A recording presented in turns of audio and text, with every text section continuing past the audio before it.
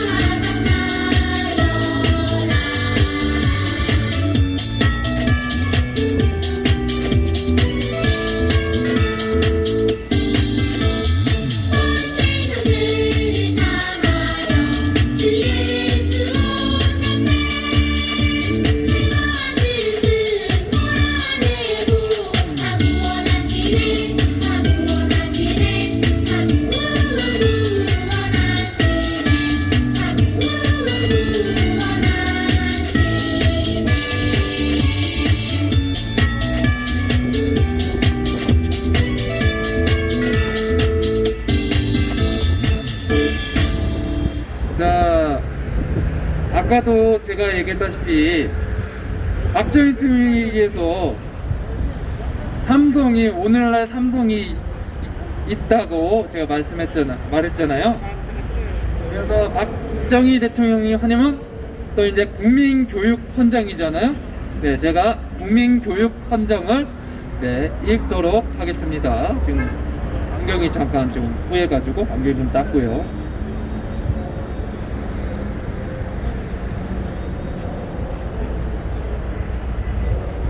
국민교육헌장, 우리는 민족 준흥의 역사적 사명을 띠고 이 땅에 태어났다.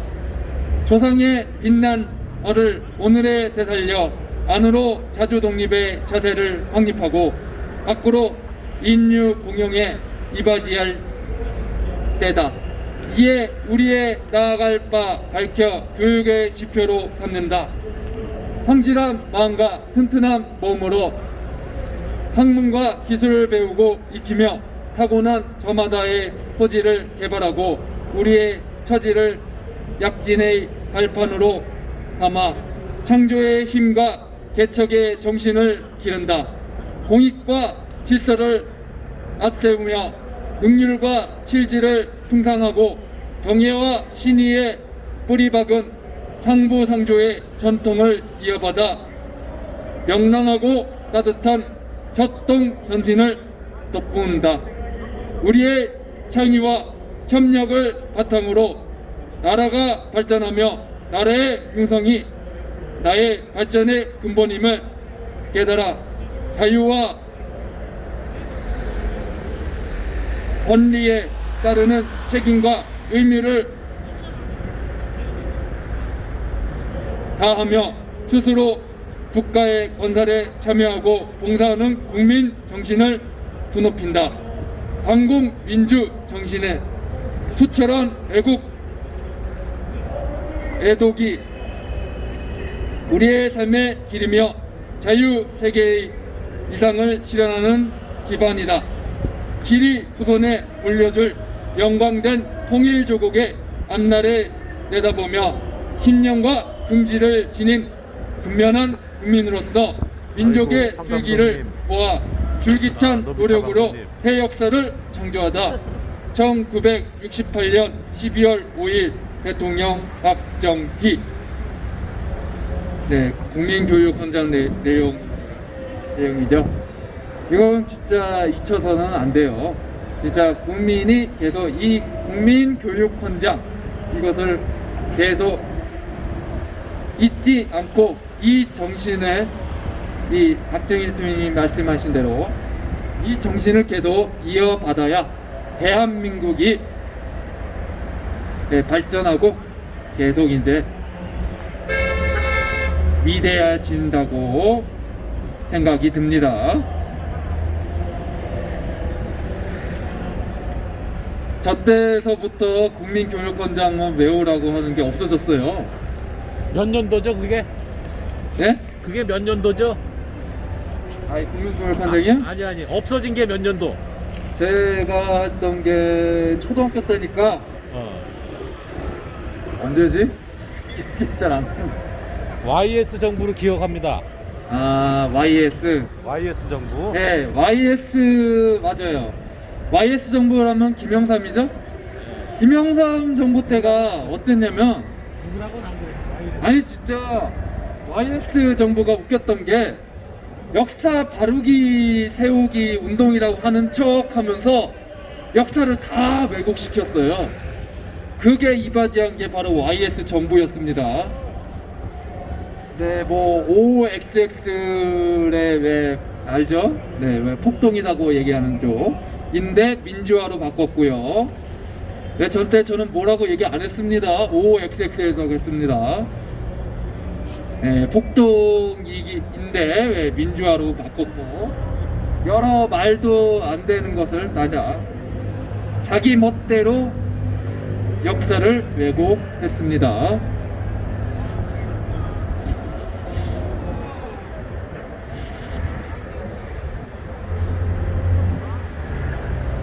네, 이어서 연설이 있겠습니다. 네, 자유대학 사랑님의 또 연설이 있겠습니다. 네, 큰 박수로 맞이해 주시기 바랍니다.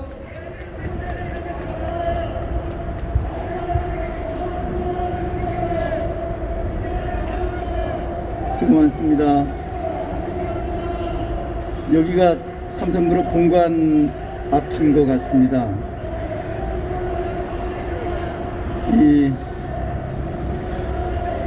지금 가뜩이나 대한민국 상황 자체가 엄청나게 어려운데 이 자유민주주의의 근간이 시장경제를 근본으로 하는 자본주의 시장이죠. 자본주의 시장의 지속은 기업의 자유로운 기업 활동을 할 수 있게끔 만들어주는 것이 기본입니다. 그것이 정부가 해야 될 일이에요. 막말로 우리나라는 어느 시점부터 국민들 사이의 저변에 반기업 정서가 기본적으로 쫙 빨려 있어요. 그런데 그런 사고 자체가 가지고 있는 것은 민주주의 국가의 우익으로서 한 구성원이 될 수 없는 기본적인 조건을 갖고 있다, 이렇게 보시면 됩니다. 잠시 터치하고 말씀을 참고로 드리면, 보편적으로 사상과 이념을 근간으로 하는 정체성에 대한 표현을 할 때 보수, 진보라는 표현을 많이 합니다. 그런데 보수, 진보라고 표현하면 안 됩니다. 사상과 이념을 근간으로 하는 정체성에 대한 표현 자체는 기본적으로 우익, 우파, 좌익, 좌파로 표현해야 되는 게 맞습니다. 자유민주주의 국가의 구성원 자체는 예를 들면 외국의 일본이라든가 미국이라든가 영국이라든가 프랑스라든가 여타 국가들의 경우는 공산주의 국가하고 직접적으로 토지상에, 영토상에 접해 있질 않기 때문에 그네들은 좌익의 정치 활동을 인정합니다. 좌익들의 사회활동을 인정한단 말입니다. 그래서 일명 공산당이 존재합니다. 그런데 대한민국은 휴전국가이고 영토적으로 영토상으로 공산주의 체제를 하고 있는 북한하고 접해 있기 때문에 대한민국은 특수한 상황 여건상 국가보안법이 존재합니다. 헌법에 근거해서. 그래서 대한민국에는 개인적으로 자기가 좌익의 정체성을 가지고 있더라도 그 좌익의 정체성을 표출을 사회활동을 할 수 없게끔 하는 것이 국가보안법입니다. 그래서 좌익을 추구하는 자들이 정치권들이 국가보안법을 없애고자 하는 겁니다. 그 이야기는 그게 단순한 출발에 기인하는 것이 아니란 말입니다. 국가의 체제를 전복하기 위함입니다. 그래서 여러분들 많이들 접하셨겠습니다만 헌법 개헌의 용어 자체에 단어 자체에 자유라는 말을 빼고 좌익을 공공연하게 인정하는 쪽으로 국가보안법을 폐지를 주장하고 있고 그 이야기는 뭐냐? 대한민국의 체제를 바꾸고자 하는 저의가 있다라는 거예요. 좌익의 정체성을 가지고 있는 사람들의 구성원이 될 수 있는 국가체제는 공산주의 체제입니다.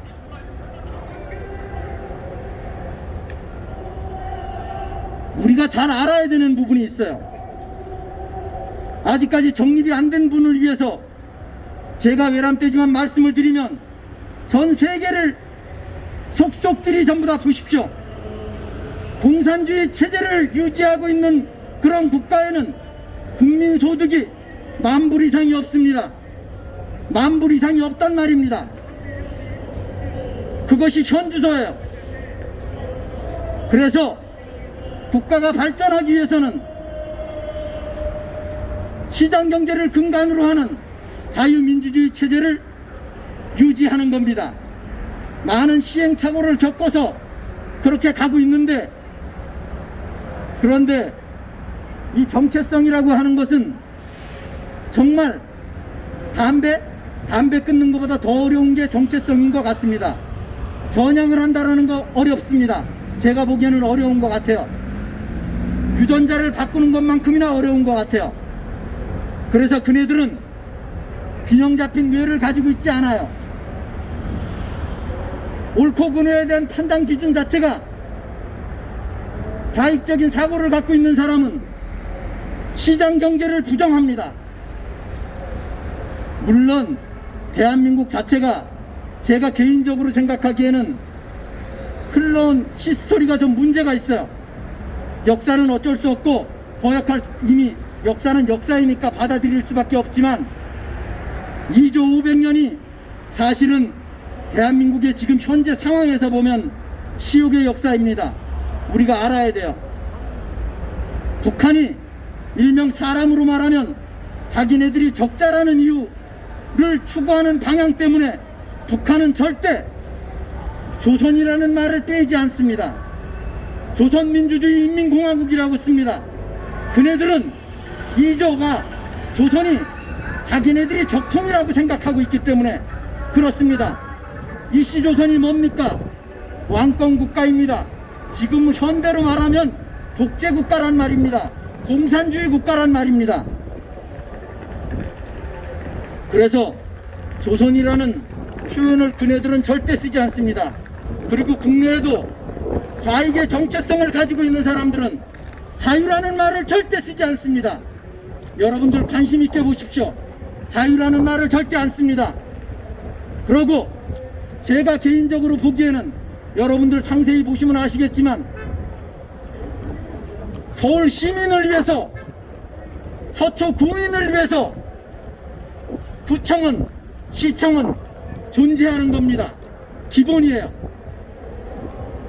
시민들을 위해서 존재한단 말입니다. 국민들을 위해서 국가가 존재한단 말입니다. 그런데 요즘에 등장한 용어 자체가 사람이라는 용어가 등장이 됐습니다. 사람이 우선. 그러면 4대 의무를 하지 않는 국민이 아닌 투표권이 없는 사람도 사람이에요. 무슬림도 사람이란 말입니다. 이민자들, 불법 체류자들도 사람이에요. 그러면 웬 말입니까? 그래서 어느 시점부터 사람이라는 용어가 등장했습니다. 여러분들 잘 생각해 보십시오. 이 사람이라는 말은 앞으로 관공서에서 특별한 경우를 제외하고 쓰면 안 됩니다. 절대 안 되는 용어예요. 시민이 우선이지, 국민이 우선이지, 구민이 우선이지, 어찌 사람이 우선입니까? 말이 안 되는 얘기예요. 우리가 좀 관심 있게 봐야 될 부분이고, 대한민국은 부존 자원이 없는 나라입니다. 오직 있는 것은 인적 자원밖에 없습니다. 그러면 결국은 그 이야기는 다시 이야기해서 뭐냐? 어떠한 형태로든 간에 외화를 벌어들여야만이 대한민국이 살 수 있다는 이야기예요. 대한민국의 제일 대표적인 기업이, 전 세계적으로도 인정하는 기업이 삼성전자 아닙니까? 이 삼성전자는 대한민국 경제에 차지하는 비중이, 기여하는 비중이 엄청납니다.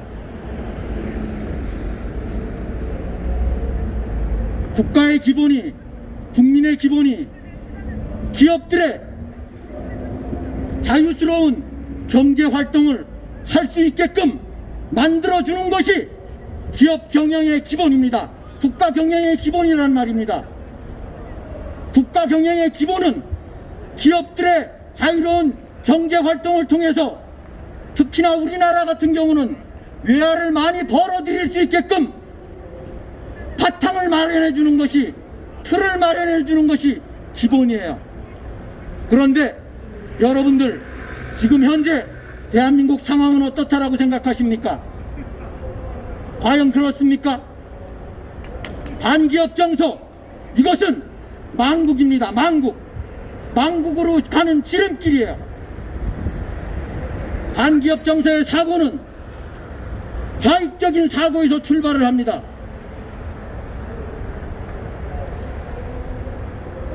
여하튼 우리 국민들이라도 삼성에 응원해야 됩니다. 응원해야 됩니다. 겉으로 많이 표현은 않지만 우리 국민들은 삼성을 대단한 기업으로, 국내 대기업들을 대단한 기업으로, 국내 영세 중소기업 및 중소기업들을 대단한 애국자로 생각하고 있습니다. 기업인 여러분, 힘내십시오. 기업인 여러분, 국민들이 있습니다. 힘내십시오. 위기의 대한민국을 구하기 위해서 국민들과 같이, 나라를 사랑하는 애국 국민들과 같이 함께 합시다. 손잡읍시다. 그러고 이제는 과감하게 전 세계의 틀을, 여러분들은, 기업 총수들은 더 잘 보고 있을 겁니다. 한반도 상황 자체가 앞으로 어떻게 흘러갈지 미국의 스탠스, 미국의 상황을 보시면 잘 알 겁니다. 우리 국민들은 삼성 이재용 부회장을 응원합니다. 그 외에 대기업 총수들을 응원합니다. 힘내십시오. 이제는 불편부당한 정부 제재에 과감하게 맞서십시오. 이제는 나설 때입니다. 이제는 더 이상 물러설 때가 없단 말입니다. 여러분들이 더 잘하실 겁니다. 어찌 물러설 때가 있단 말입니까? 절벽으로 떨어질 겁니까?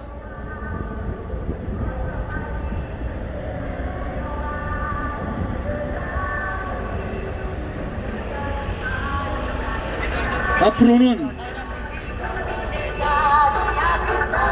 좀 우리 국민들이 새롭게 정립해야 되는 부분을 참고로 말씀을 드리면 어색하시겠습니다만, 절대 나는 보수네, 나는 진보네, 나는 보수 우파네, 우파 보수네, 그런 표현은 좀 수정하시기 바랍니다.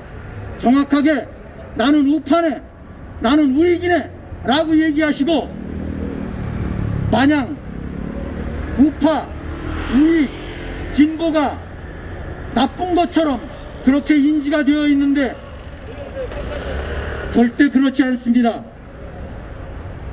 보수 진보라는 의미는 어떤 일을 함에 있어서 진취적이냐 보수적이냐, 보수적일 때가 좋을 때가 있고 진취적일 때가 좋을 때가 있는 겁니다. 그것은 사상과 이념에 대한 정체성이 아니란 말입니다. 그거는 성향의 표현일 뿐입니다. 성향이란 말입니다. 모든 일을 함에 있어서 진취적이고 저돌적인 것이 좋은 것이 아니란 말입니다. 보수적일 때는 보수적이어야 되고 진취적일 때는 진취적이어야 된다라는 의미입니다. 그래서 고로 성향이라는 말입니다. 그런데 왜 진보는 좌익의 진보라는 표현을 가지고 가고 우익이 보수라는 표현을 뒤집어 썼는지, 이게 맞는지 틀리는지도 모르게 한 배경 자체는 과거에 거슬러 올라가 보면 노태우 정권에서 김영삼 정권으로 전환될 시점쯤 되었을 겁니다. 그때서부터 언론에 의해서 좌익 성향의, 좌익의 정체성을 추구하는, 좌익의 정체성을 가지고 있는 정치권들에 의해서 좌익들이 진보라는 표현을 뒤집어 쓰고, 왜 나는 좌익이네, 좌파네 라고 표현할 수가 없잖아요. 그러면 국가보안법에 위배되니까 진보라는 표현을 뒤집어 쓴 겁니다. 그런 히스토리를 우리 국민들은 정확하게 아셔야 되고, 모르시는 분들한테 전파해야 됩니다. 너는 좌익이야, 좌파야. 그러면 지금 대한민국 환경은 국가보안법이 존재하기 때문에 위축이 됩니다. 숨습니다. 그렇다는 이야기입니다. 그래서 좌익들의 날개 펴고 활동하는 부분을 제약할 수 있다라는 얘기입니다. 그래서 이 표현이 엄청나게 중요합니다. 우리는 보수가 아니라 우익이란 말입니다. 우파란 말입니다. 그것이 정확한 표현이에요. 절대 나는 보수네 이런 얘기 쓰지 마십시오. 태극기 집회, 예를 들어서 TV에 어떤데 유튜브에 많은 사람들이 아직까지도 우파 보수네, 보수 우파네, 보수네 이런 표현을 씁니다. 그런 표현 공인들이 썼다고 해서 맞는 게 아닙니다. 틀린 겁니다. 잘못된 겁니다. 제가 과감하게 말씀드릴 수 있습니다. 제 말이 맞는지 안 맞는지 확인 검증이 필요로 하시다 그러면, 예를 들어서 여러분들이 전부 다 아시는 고용주 변호사, 홍지수 작가, 노재봉 전 국무총리, 예를 들어서 등등 이런 분들이, 공인들이 한테 직접 질문해 보십시오. 제 말이 맞는가 안 맞는가. 그러면 여러분들은 재정립하는데 도움을 받을 수 있을 겁니다. 절대 앞으로 이 유튜브를 접하신 분들은 앞으로 보수라는 말을 쓰지 마십시오. 상대적으로 보수라는 말을 쓰게 되면 좌익들이 진보라는 좋은 표현을 일병, 요즘에 특히나 젊은 사람들이 많이 추구하잖아요. 왜? 문명이 자꾸 급속도로 변모하는 상태에서는 보수라는 표현이 좋게 들려요. 진보라는 표현이 좋게 들리고 보수라는 표현은 고리타분하게 들린단 말입니다. 그래서 그거는 절대 성향의 표현이지 정체성의 표현이 아니라는 말씀을 제가 분명하게 말씀을 드립니다. 제 말이 맞습니다. 의구심이 가시면 아까 말씀드린 것처럼 그런 부분을 그런 공인들한테 한번 질문해 보십시오. 그리고 이런 것부터 학교에서 사실은 헌법에 명문화되어 있는 꼭 알아야 되는 필수적인 국민의 기본권이 얼마나 중요한 건지, 기본권의 소중함, 이런 것을 교육을 시켜야 되는데 우리 그런 거를 교육에서 너무 소홀히 했어요. 그러다 보니까 이런 상황 속에서 사실은 국민들이 우왕좌왕하고 혼선을 갖고 오고 그것을 정립하는데 아직까지도 정립이 안 되고 그런 부분이 있어요. 예를 들어서 일본이나 미국이나 선진국 같은 경우는 전 세계가 지금 우한 폐렴 팬데믹 상황 속에서 미국 같은 경우 내가 마스크 쓰고 싶으면 내가 쓰는 겁니다. 내가 마스크 벗고 싶으면 벗는 겁니다. 왜냐? 그거는 국민의 기본권이기 때문에 그거는 다른 타 법으로 행정법으로 강제할 수 있는 부분이 아니기 때문이라는 겁니다. 그런데 행정규제로 국민의 기본권도 강제할 수 있다라는 그런 생각을 가지고 있는 사고부터 사실은 깨야 됩니다. 우리가 냉철히 봅시다. 무한폐렴 조심해야죠. 바이러스 조심해야 됩니다. 하지만 그런데 중요한 것은 질병의 위험성에 관한 부분은 이 질환의 위험성에 관한 부분은 사망률이 결정을 합니다. 사망률이. 저는 의학이 전문은 아니라서 제가 그냥 생각나는 대로 제 말이 100% 맞는 것은 아닐 겁니다.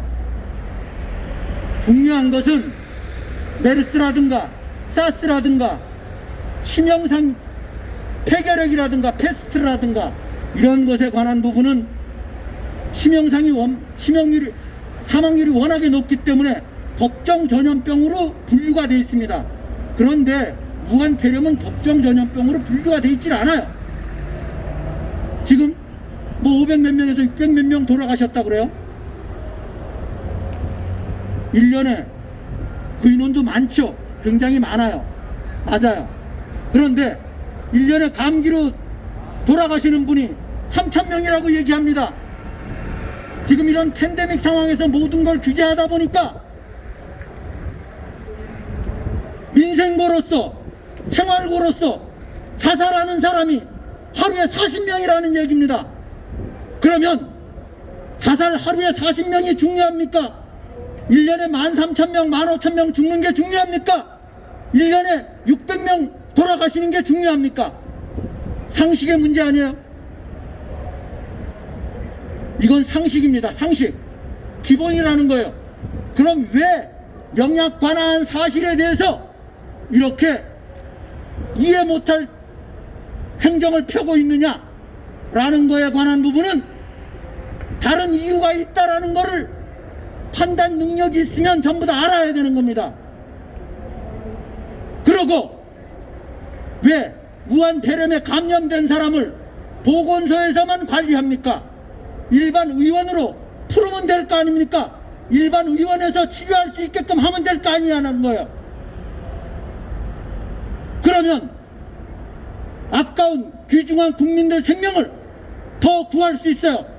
감기 독감에 걸렸을 때 여러분들 의원 가지 않습니까?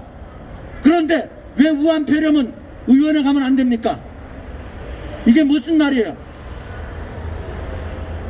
생각해 보시란 말입니다. 이게 말이나 됩니까? 내가 의원에 가든 보건소에 가든 그건 자율이에요. 왜 그런데 의원에서는 치료를 못하게 한단 말입니까? 일반 병원에서는 치료를 못하게 한단 말입니까?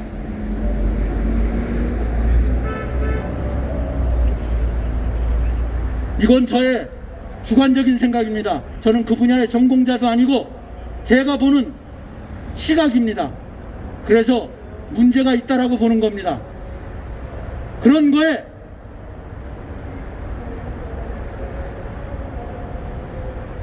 국내적인 이런저런 여러분들이 전부 다 공감하시기에 말도 안 되는 여러 가지 사항들이 있습니다만 그런 부분은 지금 그것을 예를 들어서 그런 것도 스트레스 받으니까 스트레스 해소 겸 얘기할 필요도 있겠죠. 그래야지 가슴에 응어리진 부분이 풀어지니까. 그렇지만 4년 동안 초지일관 비분관계만 하면 안 된단 말입니다. 비분관계 필요에 따라서는 감정이 북받치니까 해야 되겠죠. 하지만 비분관계하면 게임에서 경기에서 전쟁에서 집니다. 미군 관계만 할 것이 아니라 정령 구국의 마음을 가지고 있다 그러면 와신상담 절치부심 사고로서 나름대로 우리가 구국을 위한 방향 목적이 무엇인가 정확하게 직시하고 그 방향으로 초지일관 가야 되는 것이 대한민국의 현주소고, 그 방향 자체는 지금 현재 전 세계 공산주의 대 민주주의의 체제의 전쟁 속에서 그 앞주자가 미국이고 대한민국은 볼모입니다. 볼모입니다. 중공의 지금 볼모란 말입니다. 막말로 미국의 조 바이든이 부정선거로 당선이 되면 대한민국은 제일 빨리 적화가 됩니다. 끝이에요. 그런 부분을 모른다 그러면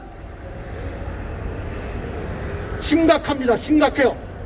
대한민국이 살 수 있는 유일한 길은 자유민주주의를 추구하는 자유, 진실, 정의를 기본 바탕으로 중시하는 트럼프 대통령이 당선돼야 되는 건 기정사실이고, 더구나 부정선거에 의해서 트럼프 대통령이 낙선한다라는 것은 전 세계의 자유민주주의를 포기하는 겁니다.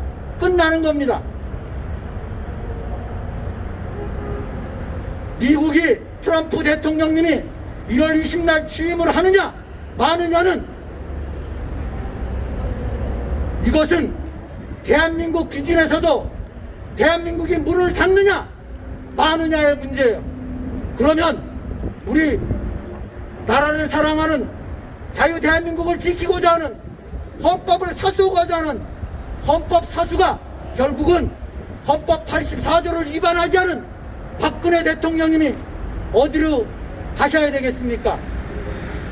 말씀 안 드려도 여러분들 잘 알지 않습니까? 지금 현재는 5천만 국민들이 미국하고 미국 트럼프 정권하고 코드를 같이 해야 될 때입니다. 트럼프 정권하고 코드를 같이 하지 않으면 대한민국은 희망 없습니다. 끝이에요. 끝. 한반도 상황은 지금 엄청나게 중요합니다. 전 세계 영국 엘리자베스 항공모함을 비롯해서 전 세계 항공모함이 일본으로 한반도로 근처로 집결하고 있단 말입니다. 대한민국이 탄생된 이후에 항공모함이 한반도 근해에 5척이 온 적이 없어요. 전략자산들이 총집결하고 있단 말입니다. 물론 저는 물리적인 전쟁은 쉽지 않다라고 생각해요. 물리적인 전쟁은 상대가 죽거나 강한 사람은 허리가 부러집니다. 그렇기 때문에 아무리 강해도 내가 허리 부러질 일은 안 해요. 상대를 죽이기 위해서. 그렇기 때문에 전쟁의 형태는 과거의 물리적인 형태의 전쟁에서 지금은 근본적으로 양상을 달리하고 있다는 겁니다. 그래서 소비에트 연방공화국이 레이건 정권에 의해서 무너지고 나서 바톤을 이어받은 중공공산당 일명 CCP, 얘들이 준비한 것이 전 세계 195만 명 정도의 간첩을 지금 전 세계에 배치한 겁니다. 적재적소에. 그러면 195만 명의 간첩들이 전 세계 200여 개 국가 중에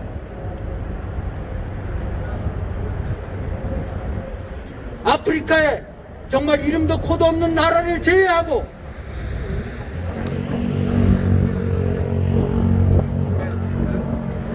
EU 국가들의, 특히나 자기네들의 관심, 중공 기준에서 관심 있는 국가는 미국이고, 그 다음이 제가 개인적으로 생각하기에는 한국이라고 생각합니다.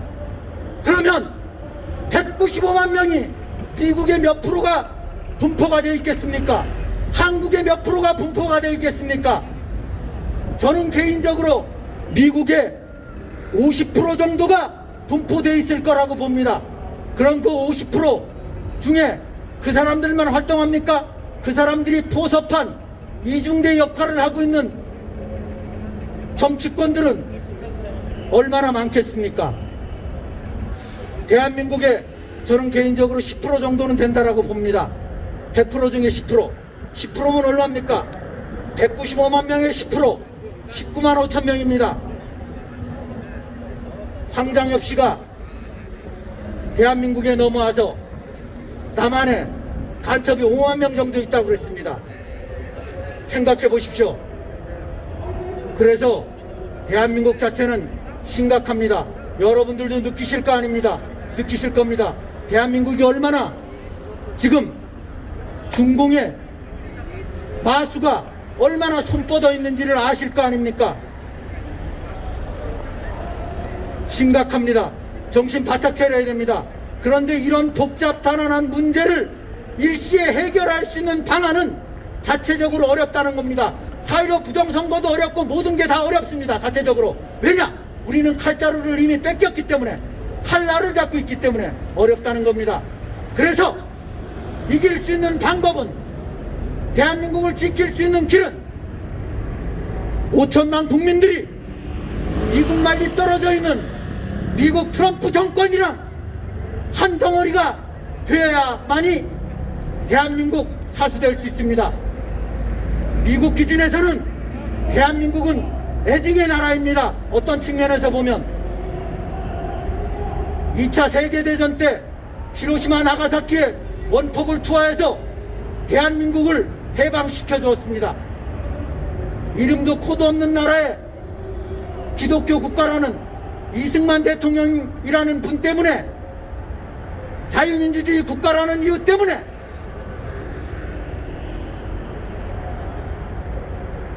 (1945년 8월 15일) 1948년 8월 15일 민주주의 국가가 됐다라는 이유 때문에 눈도 코도 없는 나라를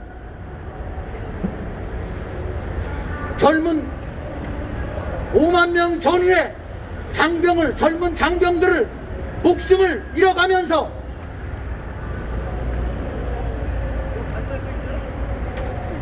(10만 명, 20만 명의 젊은 군인들의 사상자를 내면서 대한민국을 구해준 나라가 미국입니다. 물론 지형적인 조건도 있어요. 그런데 지금 이 시간에도 광화문 미 대사관 앞에는 평택의 캠프 험프리스 안정리, 캠프 험프리스 정문 및 윤게이트 앞에는 좌익 빨갱이들이 미군 철수를 외치고 1년 365일 24시간 1인 시위를 집회를 하고 있습니다. 과거 같으면 국가보안법으로 체포 대상인데 지금은 국가보안법이 살아있을 뿐 유명무실합니다. 공직자들이 집행을 하질 않습니다. 그런데도 우리 국민들은 아무런 생각이 없어요. 왜냐? 기레기 언론, TV, 신문, 라디오, 포털만 맹신하고 있기 때문에.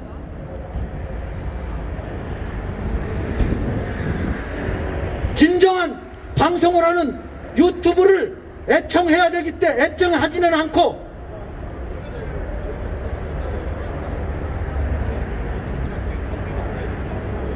깨어있는 작년 10월 3일날 동참하셨던 그 외에 또 깨어있는 국민들이라도 지금 현재부터라도 미국 트럼프 대통령 당선되기를 음으로 양으로 어떠한 형태로든 간에 응원해야 됩니다.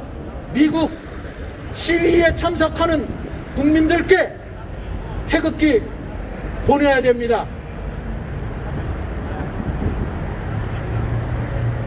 그 성조기 물결 속에 태극기가 전번에 강면 교수가 운영하는 유튜브를 통해서 대형 태극기가 딱 보였을 때 저도 기분이 좋았습니다. 여러분들도 마찬가지였을 겁니다. 그러면 그 태극기를 보고 트럼프 대통령님은 어떤 생각을 하실까요? 구국의 방법은 나름대로 고민하면 여러 가지가 많이 있습니다. 나름대로 구국의 방향을 찾을 필요가 있고, 특정인의 절대 빠가 되지 마시고 나름대로 유튜브를 다독하셔서 나름대로 옳고 그름에 대한 판단을, 방향을 정확하게 정립하시기를 기대합니다. 그리고 유튜브를 많이 아시는 분들한테 전달하는 건 의미가 없어요. 모르시는 분들을 깨우는 데 목적이 둬야 됩니다. 목적이 그래야 됩니다. 모르시는 분들을 깨우는 쪽으로. 막말로 내 가족이 아무 개념이 없다, 친구들 모임에 아무 개념이 없다, 욕을 하든 뭘 어찌됐든 간에 많은 사람들이 정치 얘기, 종교 얘기 하지 말자고 많은 모임에서 이야기합니다. 제가 정치에 대한 정의에 대해서 제 나름대로 주관적인 말씀을 참고로 드립니다. 우리나라 사람들이 이 정치권에 있는, 정치꾼 집단에 있는, 또 언론에 있는 사람들이 크리스마스다 얘기를 하다 보니까 국민들이 그분들이 하는 게 전부 다 맞다. 맞다라고 생각을 갖고 있어요. 저의 생각은 틀립니다. 정치라고 하는 것은 한 나라의 법적인 테두리 내에서의 옳고 그름에 대한 문제가 정치의 문제입니다. 법적인 테두리 내에서, 헌법이면 헌법 테두리 내에서 A로 해석하고 B로 해석하고, 이거는 정치 문제가 될 수가 있어요. 그렇지만 법적인 문제, 헌법을 벗어난 문제는, 예를 들면 그건 정치 얘기가 아니라는 겁니다. 그거는 체제를 논하는 거예요. 체제가 옳고 그름을 얘기하는 거예요. 절대 그러시면 안 된다 라는 생각을 간단하게나마 말씀드립니다. 여하튼 정치에 대한 개념을 새롭게 정립하시고, 모든 모임에 있어서 정치 얘기하면 얘기하지 말자고 이런 얘기할 때 여러분들이 뭐라고 얘기하냐면, 우리가 경제활동을 함에 있어서 대한민국 자유민주주의 국가의 삶에 있어서 정치하고 결부 안 된 내용이 어디 있습니까? 라고 얘기하세요. 그런 얘기 정도는 할 줄 알아야 돼요. 정치하고 결부 안 된 내용이 어디 있습니까? 여하튼 서동주님